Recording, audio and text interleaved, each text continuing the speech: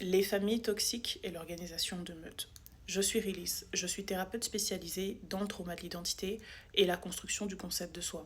Dans les familles toxiques, il y a toujours un leader autoproclamé, un leader pour lequel personne n'a réellement voté, mais que finalement les gens acceptent par crainte ou par peur, mais certainement pas parce qu'ils admirent ou valorisent cette personne. Les droits possédés par cette personne relèvent du mâle dominant ou de la femelle dominante de la maison ou de la famille. Le dominant ou la dominante exerce un pouvoir sur les autres parce qu'ils ont une plus forte personnalité, ils utilisent des mécanismes toxiques, émotionnels, du chantage, etc. Cet alpha étend son pouvoir jusqu'à l'intérieur de votre vie, de votre domaine privé. Cet alpha estime avoir des droits de décision et d'influence au sein de votre vie.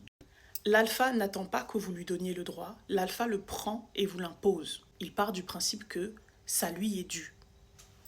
Malheureusement, beaucoup de personnes se construisent dans des familles comme ça. J'ai vu à quel point ça peut détruire l'identité de quelqu'un. C'est impossible, quasiment impossible, de se construire une personnalité, une identité saine, forte, auto-construite, autodéterminée, en ayant grandi dans une famille qui fonctionne de cette manière.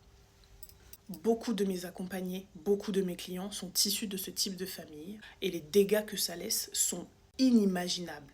Inimaginables.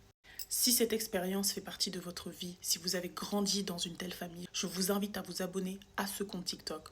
Je fais des lives dédiés où vous pouvez prendre la parole, vous pouvez partager votre expérience, où je vous écoute et je vous conseille au sujet des situations compliquées que vous vivez en ce moment.